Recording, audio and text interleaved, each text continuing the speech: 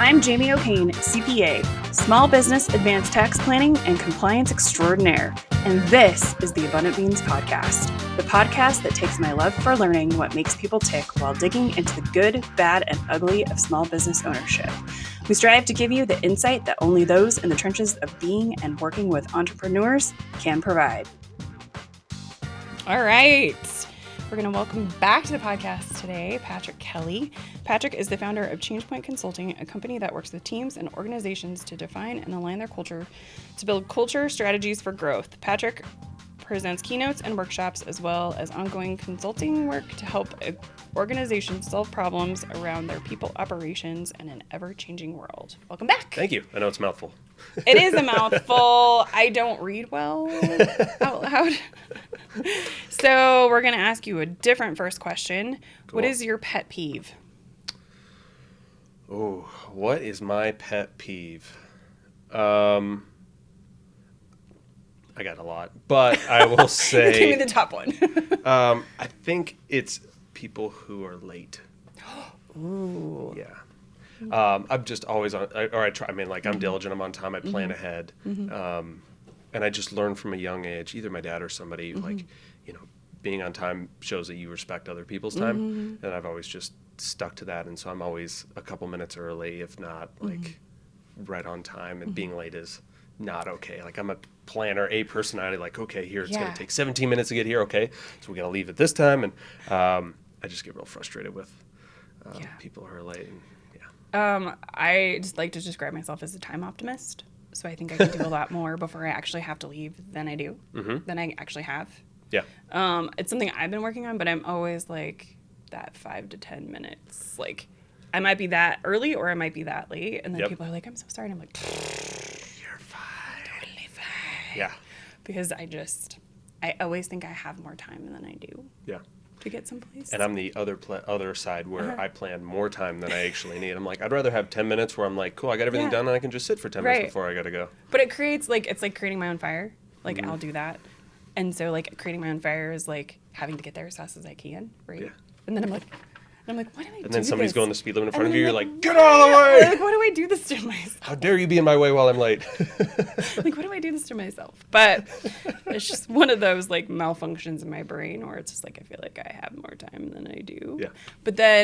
And then I'll also, like, end up being, like, having to go across town for something. Yeah. And I'll be like, it'll take me 30 minutes. And then Oasis like, that'll be 45. Yeah. And I'm like, traffic. Yeah. Good old Denver. I know. I was driving yesterday and I was like, really? It took me 30 minutes to go 7 miles. Yikes. Yeah, this town's becoming a little difficult to get around. Growing up here, it's fun to see how much it's changed and grown. And the like, people and the stuff restaurants, and the food and the. Yeah. But then there's the traffic where you sit on 25 for way too long and you're like, I hate everybody. And like every Texas plate or California plate, you're like, That's why I do Zoom calls. That's why we do a lot of Zoom calls. Yeah. It's really to the point where I'm just like, especially with other business owners, I'm like, don't come to me. Yeah. That's a waste of your time. Yep. And if I come to you, it's like 4 hours round trip. Yeah. Versus you could be here. Yeah. Turn on the computer. Yeah, we could do our hour. I usually have extra time too. Yeah. Like I build in extra time. So like if we need more than an hour, we can do that. Yeah. Technology. You can go do your life and I can go do my life. Yeah. Yeah. And the other best part too, like, especially if I do a bunch of calls, which one of my clients will do, like, you don't have to get fully dressed. Like, that's the best part. Like, I put on a nice shirt, but like sweatpants on the bottom. It's great. I always say it's pants optional. Yeah. Just don't stand up. Yeah, exactly. From here up. Yeah.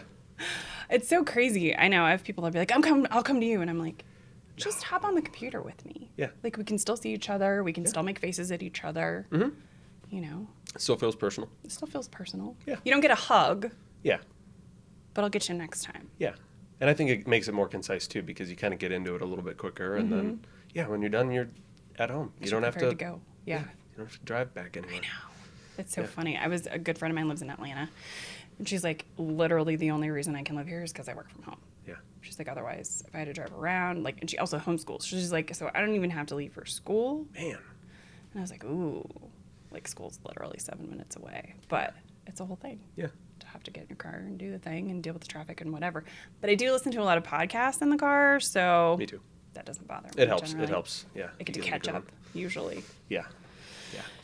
So give us the cliff notes on your professional journey for those of us who hasn't, for anybody who hasn't listened to the last podcast. Yeah. We'll link it in the description, so just give us your...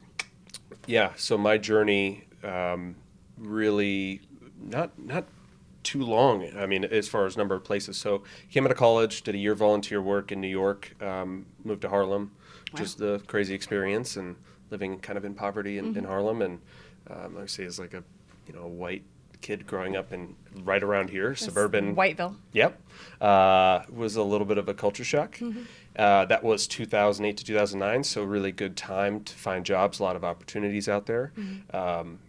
So I planned on staying in New York, couldn't find a job, literally couldn't find anything because there was just nothing. So came back here, moved home, and started working at Remax headquarters down in the tech center and spent about almost 7 years there doing all kinds of things. They're a franchising organization, so working with all of our franchise owners, the business owners all around the world. Started on the international team and got to travel all around and help open up offices, and then had all of Northern California and just helping all of those business owners grow and use the Remax tools, and that led into ChangePoint, which was really spurred out of Remax, of seeing these offices that had the same brand and tools and resources.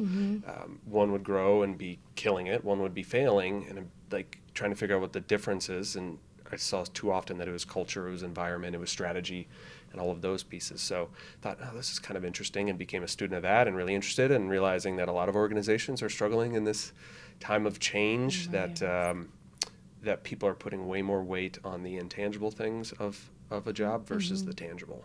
And it's a shift, and so started ChangePoint to really help organizations kind of create strategy and alignment, and what do we need to do to build a culture and an environment that attracts great people, that keeps great people, that motivates, that gets everybody aligned and makes your business better.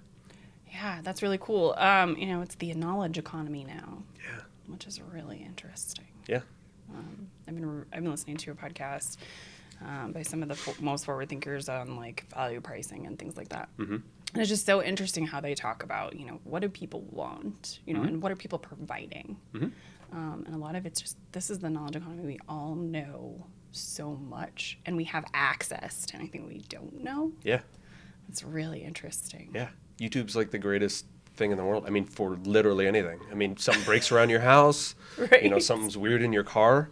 There is a video out there for that, right? And same thing, I think, with work. I mean, you need to learn some kind of tool. You need to do something. There are tutorials. There are things out there that, you could learn literally anything in the world. Yeah. It's at your fingertips. It's interesting when like somebody on my team will be like, well, I don't know how to use this thing. And I'll be like, did you Google it? Yeah. Or did you check the website or go to the, because especially if it's an app, they have tutorials all over the place. Yeah. Like on purpose. Yeah. Like I was like, if you can't figure it out, let me know. Yeah. But like, go to your resources, or what are your resources? Yeah. I'm building a Squarespace website right now, and I have like no background in anything like that. But obviously they make it great, but they have like a full library that you just plug in, like, how do I do this? And there's a video, and you're like, oh, okay, I love got it. Squarespace. Yeah. I love Squarespace for that because it's very similar. So if you've used Canva, so I've done a lot of Canva. I taught myself how to do Canva because I make things, collateral and all that on my own. And so I hopped into Squarespace and I was like, oh, that's like Canva. Yeah. Templated, easy. Yeah. And like you just move stuff around and like it lines up, and there's some coding necessary, and I have people for that, but I don't need to. You can do 90% by yourself. Yeah. So let's talk about your process in helping an organization change its culture. So you guys have your 360, what's it called? Your 360 analysis. There we go. So what does that entail, and how, what are you guys looking for? Yeah. So the first step, and kind of talked about this last time a little bit, but the biggest avenue for change, and I would say any kind of change, and I think why change fails in general, is you don't have clear starting point or end goal. Right. it's the Google Maps, right? Like Google Maps only works if you have a start and an end destination. If you know where you're going. Yeah, you can't just be like, if you don't know, you don't know. And I think that the reason why change doesn't work is there's not honest conversations up front about what's really happening or what the reality is. And then there's not a really clear direction of where you want to go. Once you do that, then you can kind of do that. So we always start with an analysis and figure out and get input from everybody of what are people saying? Because it's one thing to talk to the leaders and they can say, oh yeah, we're great here and everything. So I don't think there's different levels of awareness that you dig down and realize that there's a little bit more there. I would say kind of in that role, like my job's half therapist because I talk to a lot of people, and it's amazing how quick people will open up and be honest with a third party that they would never tell their boss or their manager or something like that. Yeah. And I think, again, that just shows some of the culture issues that we have is people aren't comfortable being honest at work. And it's not like all the things that they're saying are ultra negative or bad, or that they're like super like pessimistic about things, but they just don't feel comfortable enough to actually share what they think. And so they keep it inside. They'll share it with their spouse or friends or a couple close coworkers that they know that they can talk about at lunch or during happy hour, but they kind of keep it inside. And that's kind of the root problem of where all these issues come from. And again, I wouldn't say it's not necessarily the leader's fault because they don't know what they don't know. But how do you get that information out? And so that's always our first one is doing a 360, kind of looking within the organization, saying, okay, what are really the gaps? What are people thinking? What are they struggling with? And where are we at today? Because once we know that, then we can move forward. And like 90% of the time, give that information to the leaders. And like, I never knew this. I didn't realize people were thinking this or that this was an issue, or I didn't know they had a problem with that. And a lot of them actually they can just solve pretty quickly. Like, okay, yeah, we can change this. But again, they don't know what they don't know. So we got to at least start with that and then start creating that end vision as well of where we're going.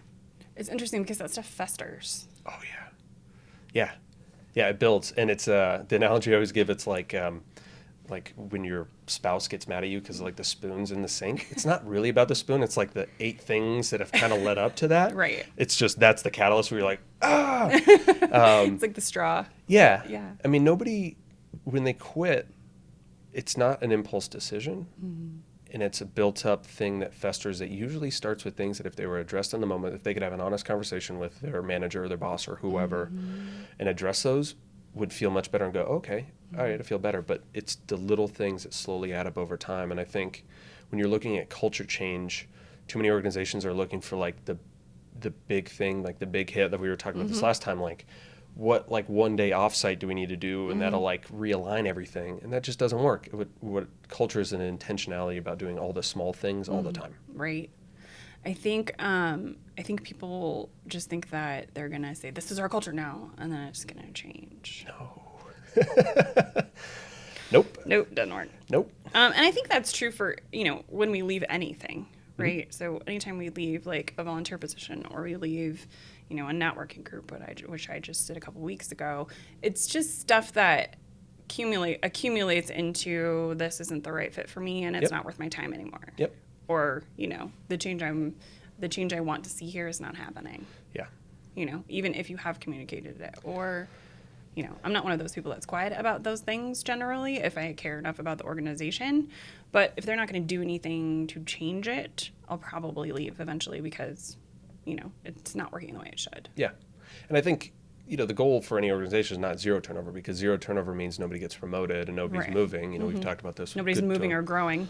Yeah. But you want to identify the people that you want to keep. And it's a rhetorical question I always ask, leaders or organizations or when I give a talk, like, do you want to create an environment that frustrates your good people or your bad people? Right. And of course, everybody's like, yeah, bad. But it's amazing that we create the structures and systems within an organization that actually are built for our low-end employees, like HR handbooks, right? Right. I know you need them. There's legal things and all that, but nobody reads an HR handbook and is like, oh man, I cannot wait to work here. Look at all these ways that I can get fired and all these things I can't do and all the rules I have to follow. This is so great, right? And again, I know that there's that need, but it's because you have this idea that we have to set the bar because we have to make sure that employees follow this thing. But anybody that operates above that is going to get frustrated because they're like, I don't need to be treated like a child. I'm not going to do that. I'm a grown person. Yeah. I did a great job of, getting myself here every day. Yep.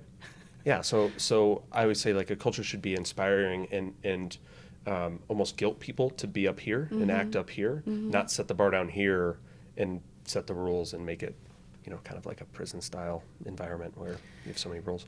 Yeah, that's interesting. You have me thinking of some of that. So I volunteered in the kids ministry in a church for a really long time. And the bar is like the lowest volunteer who never shows up kind of a situation. And I'm just like, but we could do this, and you could be doing this, and we could be doing this, and we could, and they're just like, sorry. And I'm like, you're not even paying me, so yeah, I'm going to take my advice and go. Yeah, I mean, I get it. Like we're in a tough environment. It's not like it's an employee market. It's not an employer market. But still, like, if somebody is dragging you down, then you have to get rid of it. I was talking with a friend recently that there was one employee that was a salesperson who was a high performer that was bringing in a lot of revenue, but was just awful. Just a dick. Yeah, like terrible and negative and just brought down. And they were really struggling to let that person go. And as soon as they did, they're like literally that next Monday, it felt so different and so good in the office. Right. And everybody was happier and better. And yeah, I worked in an organization, or helped in an organization where the person who ran the center, she had been there for decades. And like literally when she left, it was like the black storm cloud like lifted. Like you would walk back to where like it was like the energy was so different that she was gone. And like I think she always had everything closed down because it was literally like it was dark and then it was light. Yeah. And I walked in like after she had left and I was like, what happened? Like I could feel it. Yeah. Like it was palpable. Yeah. The change. And they had cleared out all they cleared out all the crap and like they just, it was so interesting. Yeah. You get some people that have been just doing it their way for a long time. And everybody just like, everybody had a different energy level. Yeah. And I was like, that is so interesting. And I've walked into organizations before where they've like changed up how they do their culture and things like that. And you can feel the difference. Like this was another organization where they switched up how they did everything. They're more team-based and it's amazing. Yeah. And literally 6 months later, I walked in the door and I told her, I said, I can feel the change on the energy with like even just your front desk people. Like they're happier, like it's just lighter. Yeah. It's just so interesting how that works. It is the biggest influence of everything, right? Like it just, it influences we talked about this last time, but like you come home and it affects every facet of your life. Absolutely how you sleep, how you eat, how you engage with others, how social you are. And that's a thing that I always struggle with and I still butt into with some leaders today, especially some of the old school leaders, the boomers of the generation. Okay, boomers. Yeah. 10-4 dinosaur.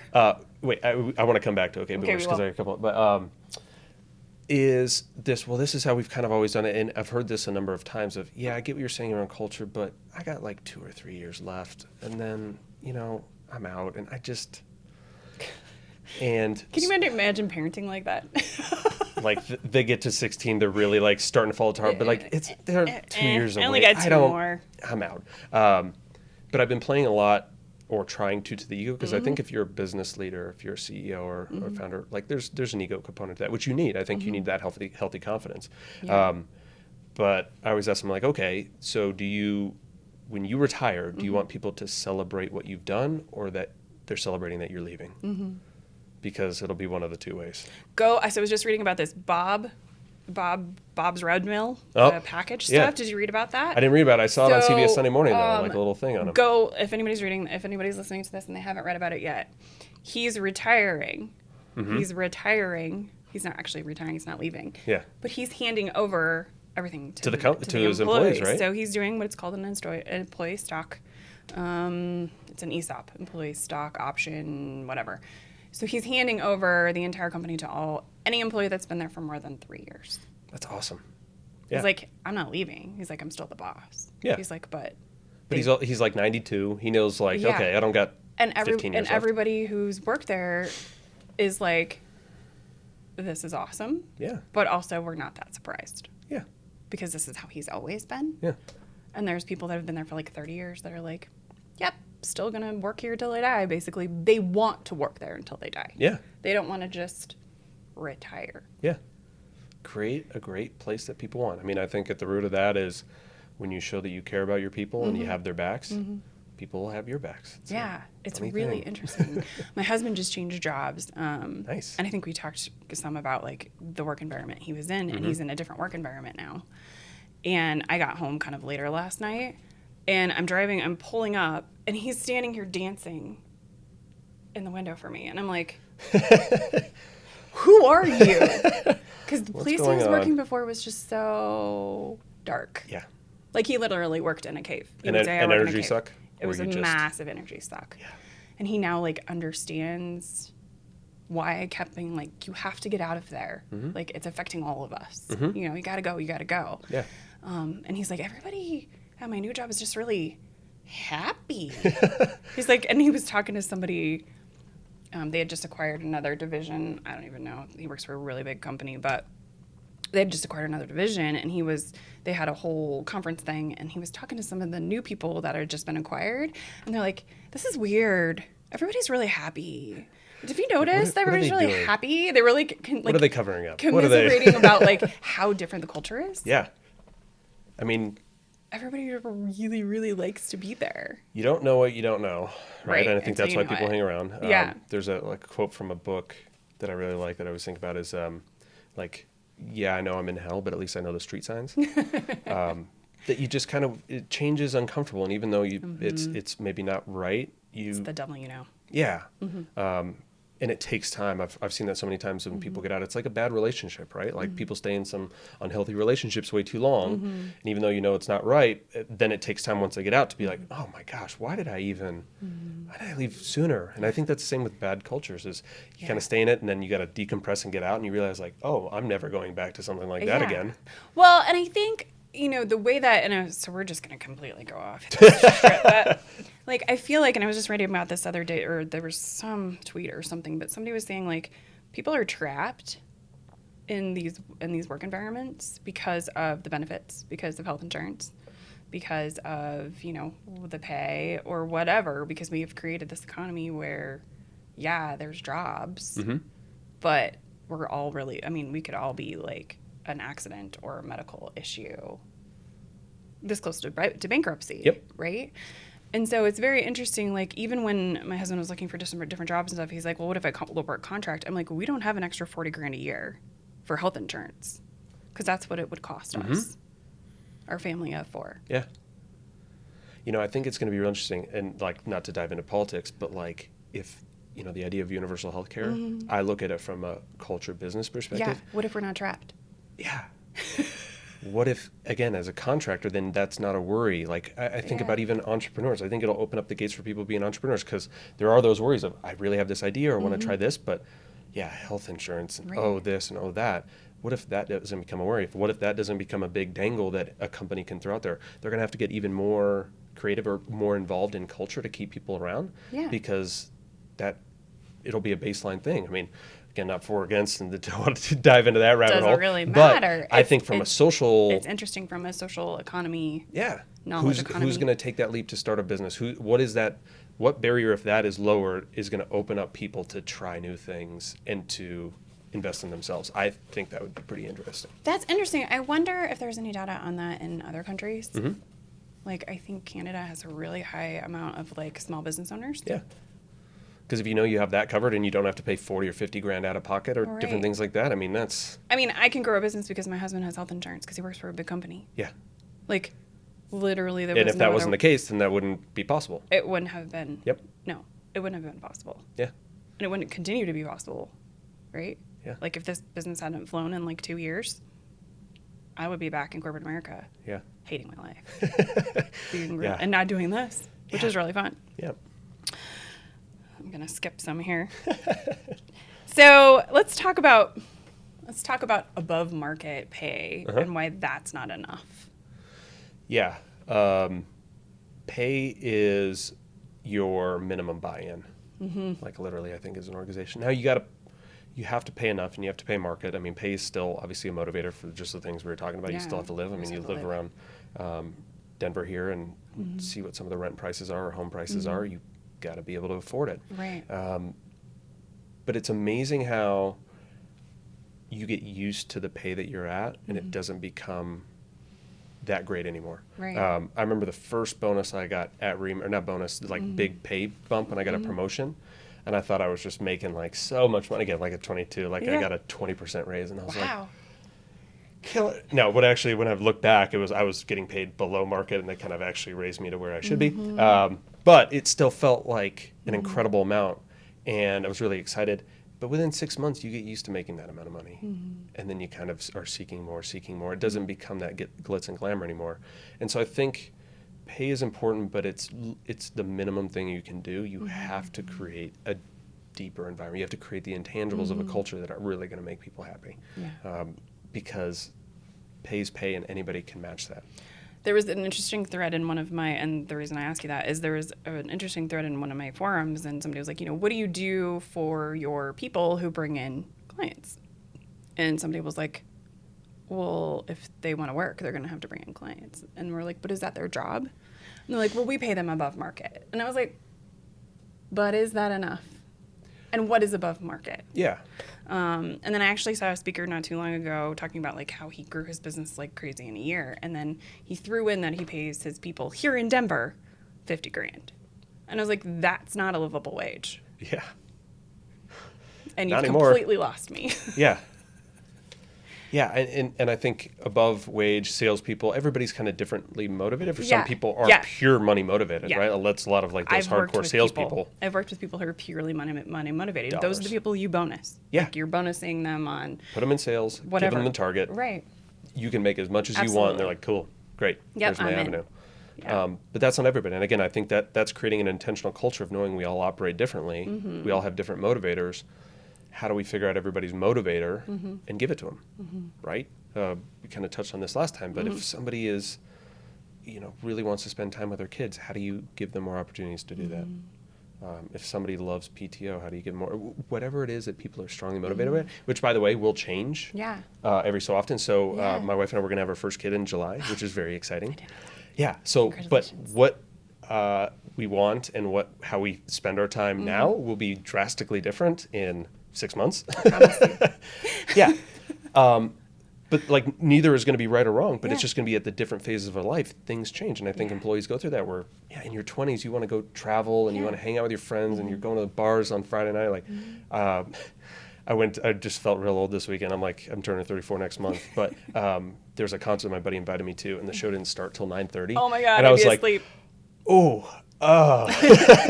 like the opener starts at 9:30. I was like, oh man.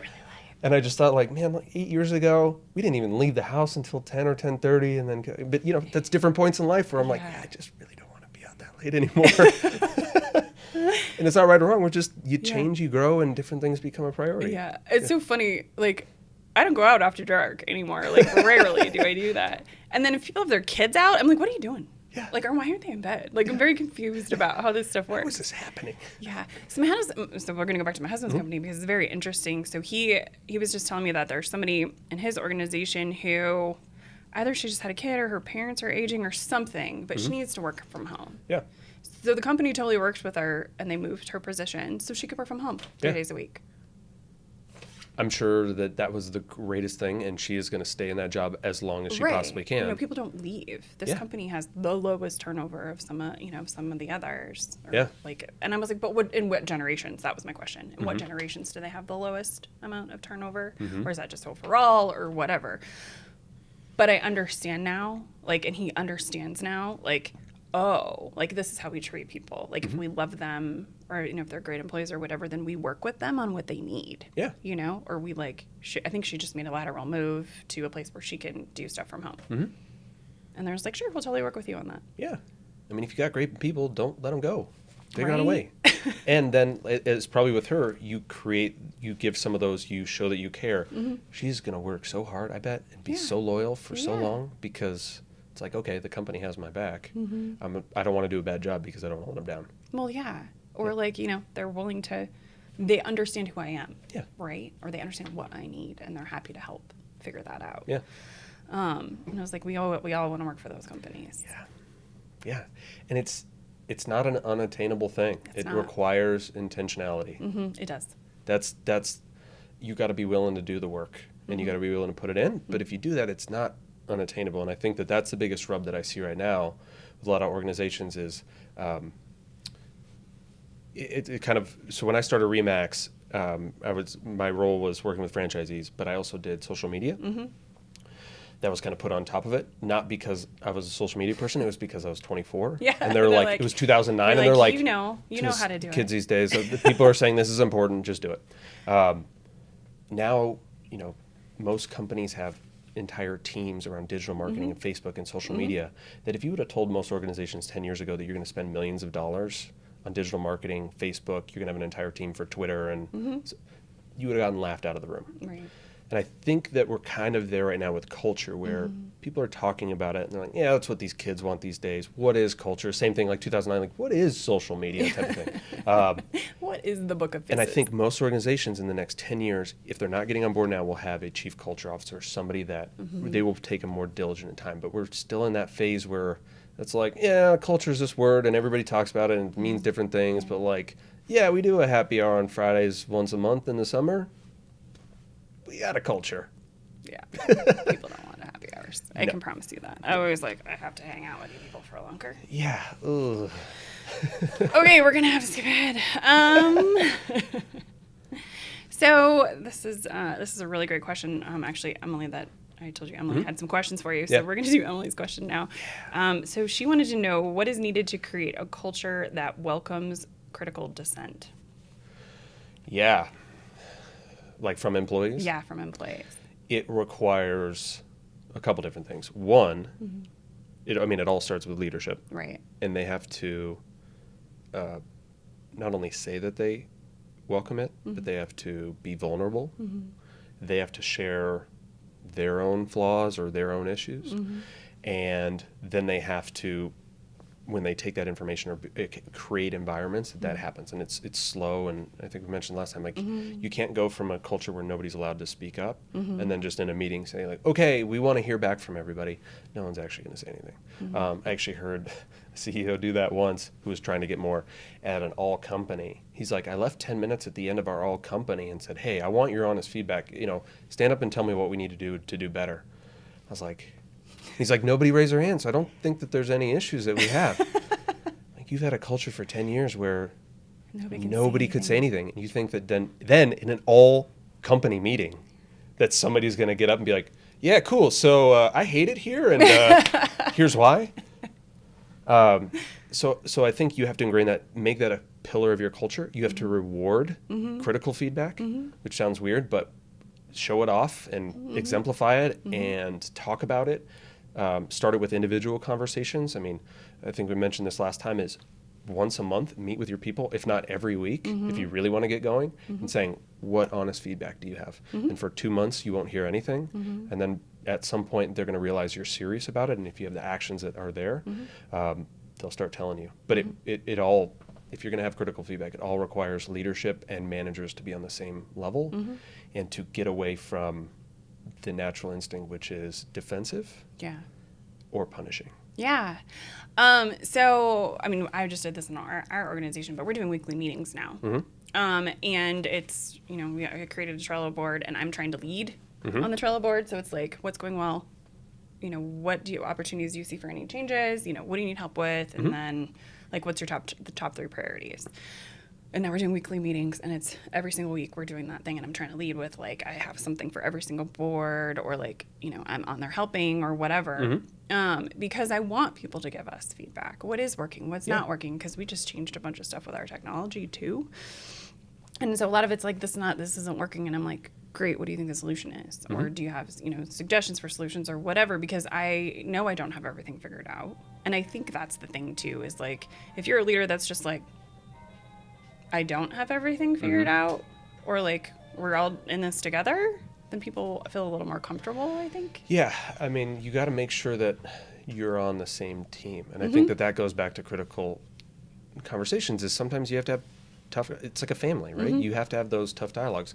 But the more you realize that it's us versus everybody else, not us versus each other, it's really the only way to grow is to get critical feedback. And we talked about this last time, because everybody within the organization, big or small, your team has a different perspective of things. Right. Because some are remote, some are in other places, some have different roles, some are working on this. Everybody see things differently. Yeah. And it can't be right or wrong. It's got to be, oh, okay, so here's what we're all seeing. What does that mean? What do we need to do? How do we get better? Yeah. But it requires that vulnerability and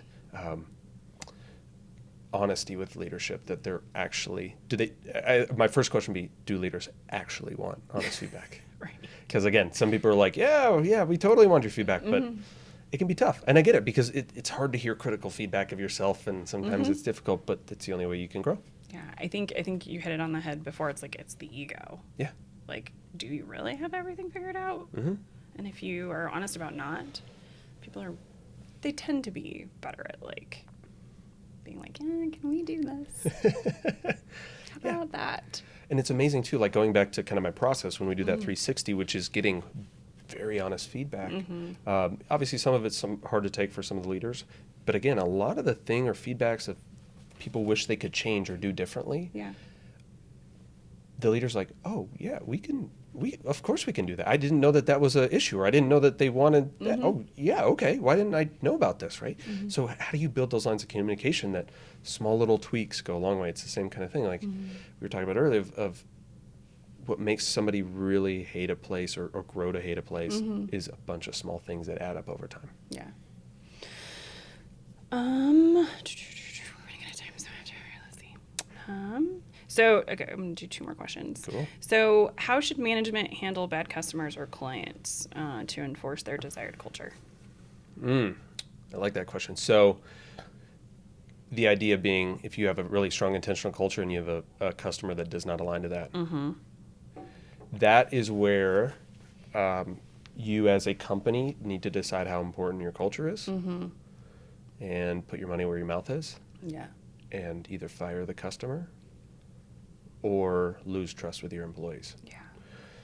Because if you're going to go down the if you're going to go down the hole of saying, hey, culture's important, this is who we are, and you're 100% in on it, and you have somebody that doesn't align, just the same way of a bad employee, right? The salesperson who doesn't align, are you going to put your money where your mouth is? Right. So I think that the way you deal with that first is, if it's a new customer, if you have the opportunity, be very clear right off the start with them, with the client of, here's our expectation. Same thing. We're going to provide, but we see each other as valued partners, and we are going to respect you just as much as we hope that you respect us, and here's how we work and here's how we operate. So I think setting that standard, but if you're not there yet, I think it's communicating and talking about what those issues are. And then again, being willing to walk away, which is hard, right? It's hard to turn down revenue. It's hard to say no to a customer or a client, but I think in the long run it'll make you a better organization, because you send a message to all your employees is, I have your back more than I have. Right. You're more important than whatever money this client is bringing in, which might not be transparent, but also it doesn't matter. Yeah. Right. Yeah. I just think it's very interesting because, especially as small businesses, we deal with the bad clients because we're trying to make a mortgage a lot of the time. Yeah. You don't really get to be picky and choosy. Yeah. I actually had one I fired, and he came back and asked me if we could do some stuff. And I literally was like, you have to give us what we ask for. You have to stop asking questions about it. Like, we're asking for what we need. Like, you can't treat us the way you were treating us, which is pretty much the reason I fired you. Yep. It had nothing to do with the money. It had to do with how he treated us and how he didn't value us, and he was kind of rude and whatever, and I was like, we are done. Yeah. And I was like, so if you're going to come back, this is my boundary.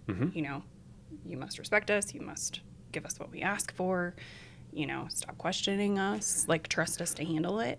And he was like, oh, like, I don't think he really realized why I had fired him in the first place. And he's like, oh, I just want to apologize. And I was like, totally fine. But if we're going to work with you again, this has to be what it is. This is what it has to be. Yeah. He'd actually end up coming back, which is totally fine. But I just was like, I'm not doing this again. Yeah. It creates more headaches for you. I mean, it's more issues. It creates problems within your team. People get frustrated. It's not worth it. It's not. It's hard because, again, it's money, and you're like, oh, yeah, we kind of need that. But I think, again, it goes to being an authentic culture and an intentional culture is it's being willing to do the things that are right but are hard to do. Yeah. make those tough choices. And I think the more that organizations lean into that, it hurts in the short term, but it's beneficial in the long run. I think it's the same reason that a lot of organizations, public organizations, struggle. And I'm not saying it's right or wrong, but when you have a quarterly metric you have to hit and you have to do your earnings, sometimes it's really hard to think long term. And so you tend to make quarterly based decisions that will look good but could have ramifications down the line that you're not building for. I think that's why I have a lot of respect for, I know they get a lot of heat, but like Bezos or some of those, he's publicly said, I'm not worried about each quarter results. I'm trying to build an organization for 100 years. Well, they had year over year losses. Yeah, because I'm looking 4 or 5 years down the road of like, here's where I want to go. And I know that we're going to have some bumps to get there, but I think that that's really strong versus, okay, we are looking quarterly. That's crazy. So what do you have coming down the pipe? What's in the works? Tell us about your new project. Yeah. We were saying, why have one company when you can have two? Why have one thing when you could be a CPA and a birth doula and have a podcast? And yeah, it's just so much fun. Yeah. Awesome. So still growing Change Point and doing a lot, a bunch of good clients this year. This year's already starting off incredibly well. But I've had this idea for a couple of years that's been marinating in the wedding industry. And so I've been thinking about it for a couple of years, a couple false starts here and there, but finally put your money where your mouth is, where ideas are useless unless you actually do something about it. So starting a company called Herd, and what it'll be for, it's kind of I really like it. Finally, I like it. I like the name. Finding a company name is hard, but then when you hit it, I'm like, that's it. Yeah. So it'll be for wedding planners and then brides and grooms, where you can take your guest list, you can collect people's phone numbers either through the RSVP process or when you get their addresses, you upload it into the system, and then you can pre-schedule text messages to go out throughout your wedding week. Because I've talked to plenty of brides before and after. Everybody has a wedding website, and they put all their details, and they spend so much time, and the bride and the groom, they're like, I don't think we're going to have any issues or problems. People aren't going to get lost, or it's all on the website. Nobody remembers the details. Every couple that I talk to afterwards are like, oh, so annoying. I'm trying to get ready. I'm putting on my dress, and people are texting me like, what time's the ceremony? Where is it? And you're like, because they're the only ones. I know. So you can schedule text messages 6-8 weeks in advance. You can create different groups, family and rehearsal dinner and bridesmaids, groomsmen, that you can send them messages on throughout your wedding week that just keep them informed with all your details. And so you don't have to worry about communication or people getting lost and all those things like that. So nice. So, I love it. Yeah, it's going to be fun. Okay, so before I ask my last question, where's the easiest way for people to find you? Yeah, changepointconsulting.com for all culture related, and it'll be stayheard. Stayheard, I like it. For all wedding related issues. I'm so excited. I'm excited to see it. Yeah, connect on LinkedIn. I love connecting with people. Yeah, LinkedIn's the best. It is.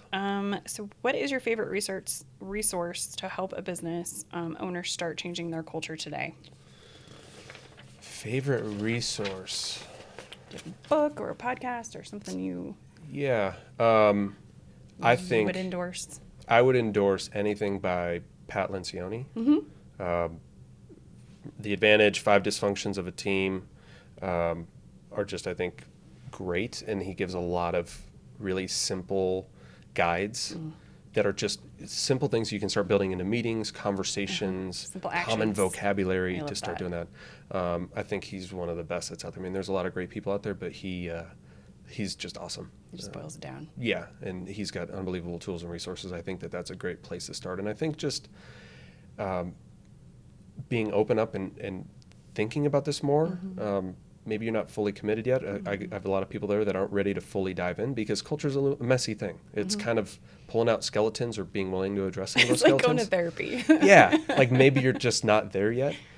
But I think having some informal conversations, reading some like anything by Pat Lencioni around culture, I think is strongly important to just start thinking, where are we at and really where do we want to be? And I think the reality is not every organization is going to have a great culture, and maybe that's okay. Maybe you just don't want to do it. Maybe it's just this is the way it is. I think the more that you can just decide who you want to be and own it, the better it is, whether it's good or bad. Yeah. But don't pretend to be something you're not. Yeah. I think just being open to paying attention to what's going on in your organization. Yeah. What's falling apart, whatever, and then why is it doing that? and figure out if you are getting honest feedback or how you can actually get honest feedback. Because again, it's not the fault of most business owners, but you don't know what you don't know. And if nobody's actually telling you what is really going on, it's hard to make decisions. So step number one is start figuring out what that honest feedback is, and then decide what you want to do from there. And be willing to actually move on that feedback. Yeah. Because I've seen a lot of organizations that are like, yeah, we'll give you, we want that feedback, and then they do nothing with it. Zero. Yeah, that's if you're gonna do that feedback, you have to circle back. Even if the answer is we're not gonna do that, give a reason why. Right. If you even just circle back on any of those things, it at least allows people. Says to people, I heard you, I listened to you, but here's the reason why we can't do that yet. Budget or whatever it is. But I think the more you just leave it to chance, then people go, why did I even give feedback? That next opportunity that comes up, I'll just keep my mouth shut because nothing happened last time. It. Yeah. Yeah, I think the worst is if they're like, we want feedback and nothing ever gets moved on. Yeah. So decide if you're taking the feedback or you're not taking the feedback. Yeah.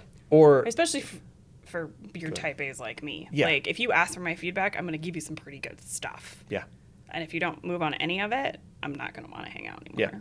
Or make sure that the action is addressing the real issue and not like, hey, we heard from everybody that there's no trust in the organization and our culture's terrible.